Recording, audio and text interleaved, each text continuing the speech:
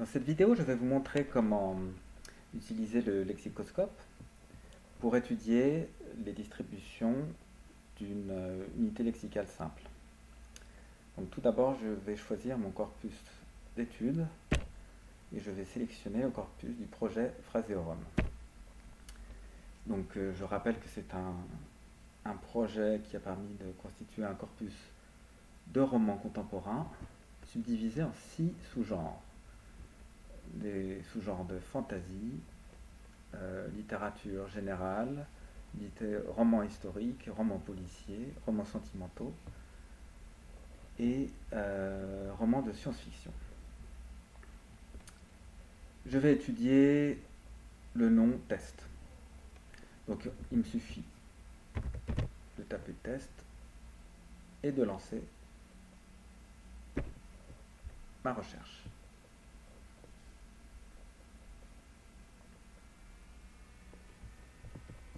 Bien.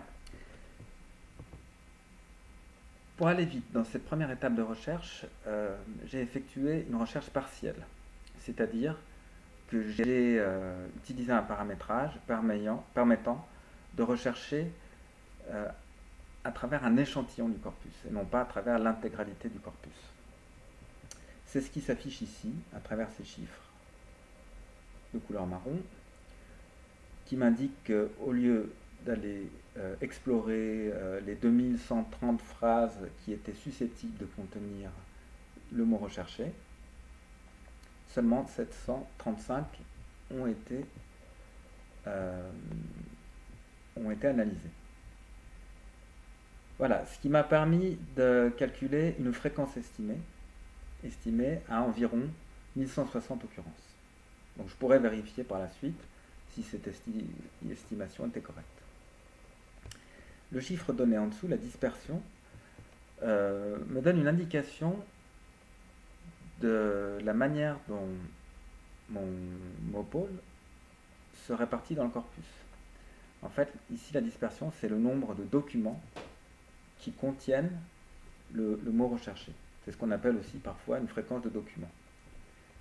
Alors j'ai différentes manières de calculer cette dispersion. Là encore, c'est quelque chose qui peut être paramétré au niveau de la recherche. Le premier affichage que j'ai ici, c'est un affichage des spécificités. Ces spécificités sont calculées pour chaque sous-corpus. Et je vois que test est très spécifique au sous-corpus de science-fiction et de romans policiers, alors qu'il l'est beaucoup moins pour le corpus de fantasy ou de romans historiques. Je peux également afficher la fréquence. Là, on voit tout de suite la différence de fréquence entre les romans policiers et les romans historiques. Voilà. Sachant que la spécificité peut donner un classement différent dans la mesure où elle ne se base pas uniquement sur la fréquence absolue, mais elle tient compte aussi de la taille de chaque sous-corpus. Voilà. Il se trouve que le sous-corpus de science-fiction étant plus petit que le sous-corpus de romans policiers, une fréquence inférieure me permet d'aboutir néanmoins à une spécificité supérieure.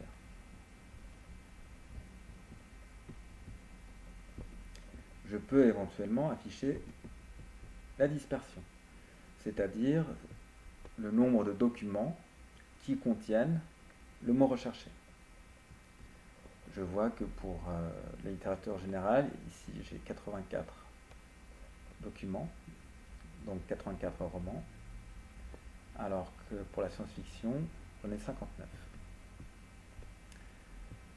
Ceci peut peut-être s'expliquer d'une part par le fait que mon corpus de littérature générale contient globalement plus de romans et que mon corpus de science-fiction contient des romans en moins grand nombre, mais plus importants en volume.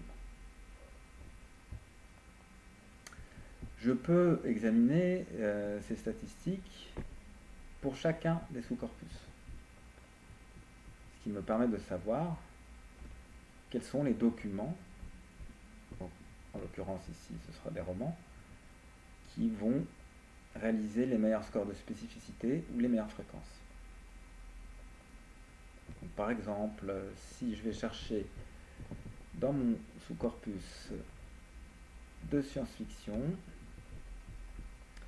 qui est déjà très spécifique pour ce qui concerne les occurrences de tests, je vais trouver un document qui contient encore plus spécifiquement cette entrée. Ici, turbulence.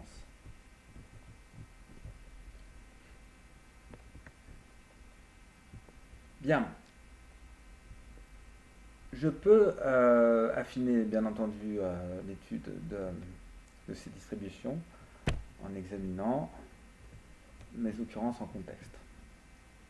C'est indispensable pour pouvoir interpréter ces différences. Donc, par exemple, si je regarde les tests en science-fiction, je vais trouver des usages génériques de tests. Je vais trouver tests génétiques, tests comparatifs, beaucoup de tests. Texte expérimental. Et il semblerait qu'il s'agisse souvent de tests qui s'appliquent à des individus. Pour en avoir le cœur net, je peux examiner le contexte élargi. Donc en cliquant sur une phrase, je vois s'afficher ici les métadonnées avec titre, année, etc. Je peux afficher le contexte élargi.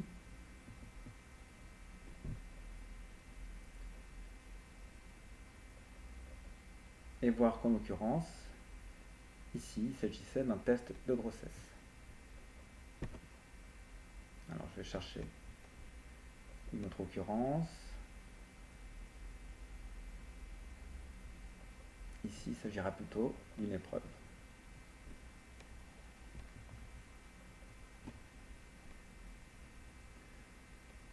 Dans les romans policiers, je vais trouver des tests d'admission, des tests médicaux.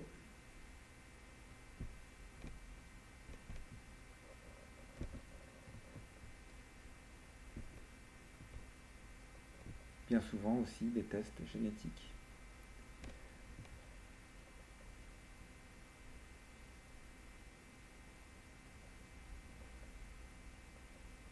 Donc là, il s'agit plutôt d'un test psychologique. On voit qu'il y a des tests ADN, et effectivement, on peut s'attendre à ce que les tests ADN soient extrêmement représentés dans l'univers des romans policiers. Bien, alors ces fenêtres peuvent être affichées de différentes manières. Par exemple, si je veux consulter mes concordances avec un écran plus élargi, je peux enlever l'affichage des métadonnées. Je peux éventuellement sortir de l'affichage Quick pour avoir un affichage en dehors d'un tableau, donc l'intégralité de mes occurrences, sans l'alignement des colonnes. Ce qui me permet d'avoir une vision plus globale de l'ensemble des occurrences.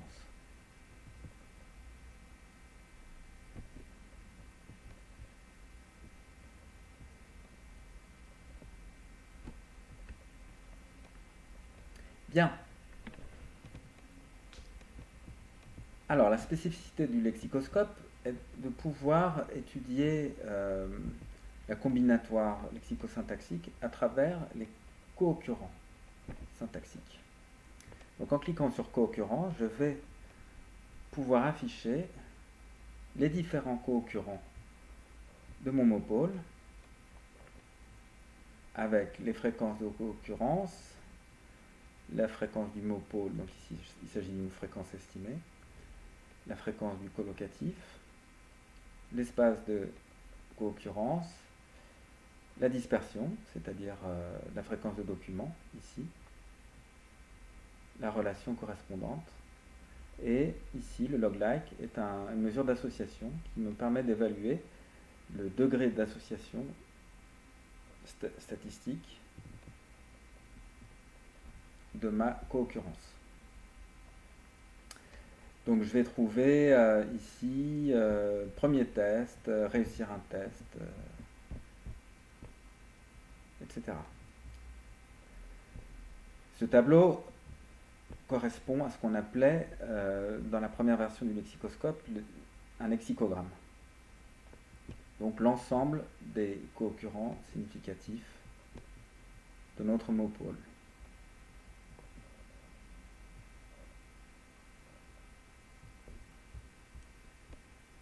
Une autre façon d'afficher ces co-occurrences est l'affichage par WordSketch. Donc dans ce type d'affichage, on va donner les co-occurrents triés par type de relation. Par exemple, tous les verbes dont le pivot est objet. Donc tous les verbes dont test est objet.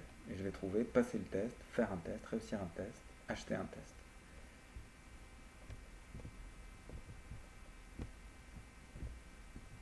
Alors, il se trouve qu'ici, je n'ai pas énormément de résultats. C'est à cause du fait que ma requête a été effectuée sur un échantillon. Je vais la relancer. Ce qui va être l'occasion pour nous de voir comment paramétrer cette recherche. Pour accéder aux paramètres, donc je reviens sur ma fenêtre de requête et je vais sélectionner ici le nombre maximal de phrases à parser par fichier. Et je vais passer de 100 à 1000, ce qui va me permettre d'avoir une recherche beaucoup plus large. Je relance ma requête, qui du coup sera un petit peu plus longue et qui va me permettre d'avoir des résultats plus complets. Bien, donc ici, je vois la fréquence exacte de mon mot pôle, cette dispersion exacte aussi, donc 1127 occurrences pour une dispersion de 469 documents. Si je reviens sur les WordSketch, je vais trouver des résultats beaucoup plus complets. Passer un test, faire un test, réussir un test, acheter un test, subir un test, tracer un test, etc. Voilà toutes les catégories de tests qui s'effectuent dans ce corpus. J'ai des tests de grossesse, des tests de Rorschach, des tests de dépistage, des tests de paternité. J'ai aussi des tests génétiques, l'ultime test, le dernier test, etc., etc. Donc cette vision par WordSketch, c'est largement inspiré de ce qui se fait avec un outil nommé Sketch Engine. Si je veux approfondir les distributions d'une concurrence en particulier, par exemple réussir un test, je peux cliquer ici sur cette petite icône qui va me permettre de relancer une nouvelle requête dans un nouvel onglet. Voilà, donc cette fois-ci, je vais avoir beaucoup moins d'occurrences. J'ai 27 occurrences de réussir le test. Du point de vue des spécificités, je vais avoir une répartition totalement différente de celle que j'avais pour test pris tout seul. Je vois que, étonnamment, alors que test était assez peu spécifique dans la fantaisie, eh bien, réussir un test se retrouve plus souvent dans la fantaisie que dans le reste du corpus. Je peux éventuellement voir à quel type de configuration ça correspond. Et je vois, bon, tu as réussi le test. En fait, j'ai qu'une occurrence ici. Non, pardon. Voilà, je reviens sur l'onglet Fantasy et je trouve 10 occurrences.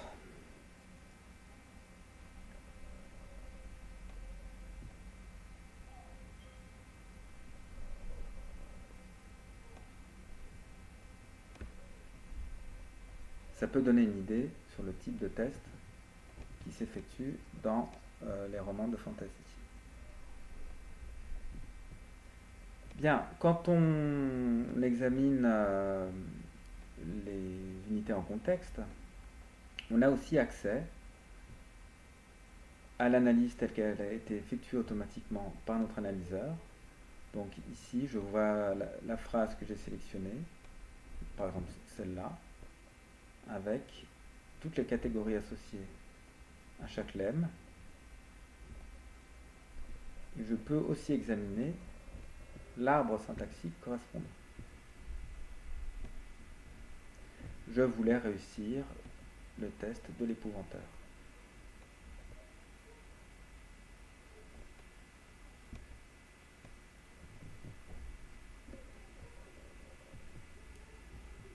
Bien, il faut voir que cette façon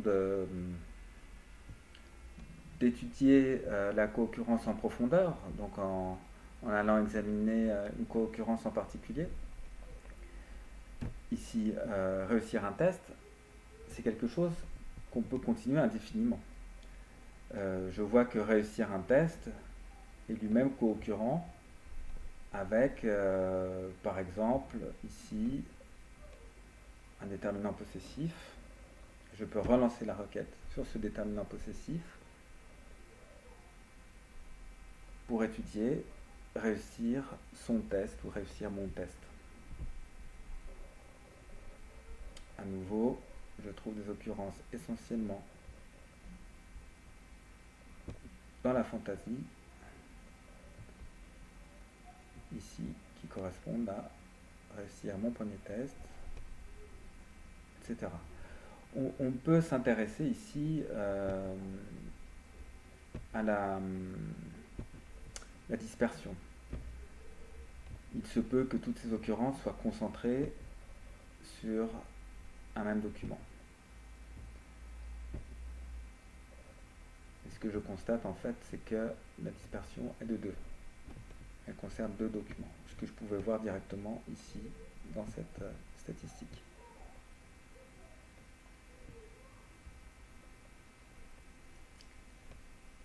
Voilà, j'en ai terminé pour cette présentation de l'étude des résultats pour une requête simple. Merci.